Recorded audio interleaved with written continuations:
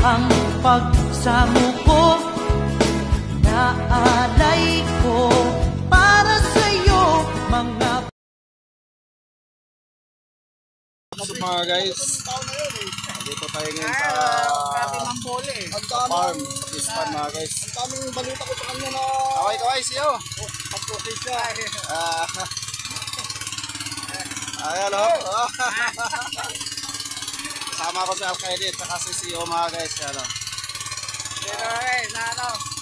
Ayan yung farm ni CEO ngayon o. Palaisdaan. Punta na kayo dito. Sabihin nyo na naman, ang kinig mo na naman yung karne. Yung karne. Pampulutan na. Ang laki manok. I-join daw natin mga guys. Request ni CEO yung pulutan daw. Ayan, gano'n o. Nagluluto si brother o. Ayan. Okay, harap ko yung camera. Yung maingay mga guys, yung water pump, yan o. Maingay.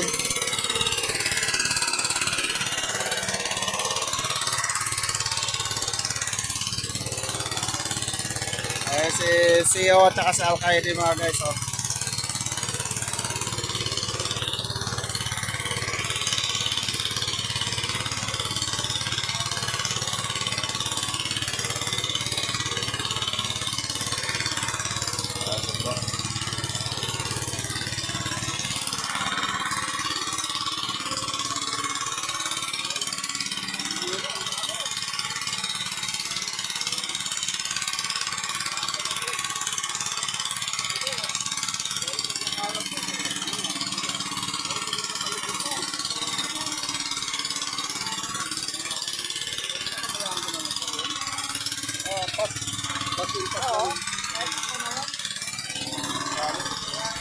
Kaya pag gagawin pa yun mga guys oh.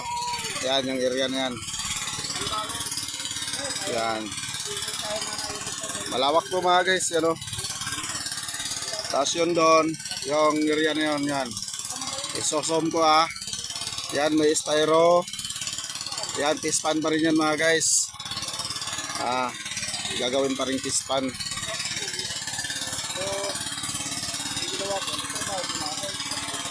Daming isla mga guys, o gumagalaw. Yan mga isla yan mga guys.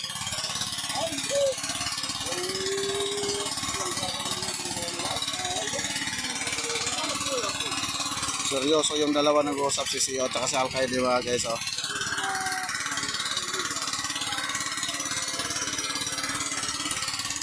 Ayun naman dalawa doon, tatlo busy nagluluto mga guys.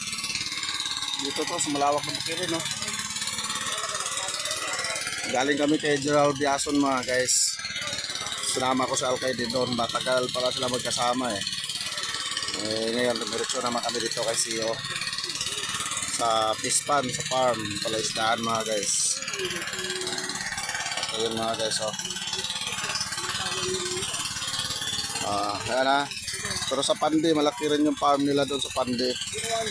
8 butas na yata yung Palaisdaan doon sa Pandi, mga hito naman pinakawalan nila. What's up mga guys, abangan yung iba pang mga videos nating upload.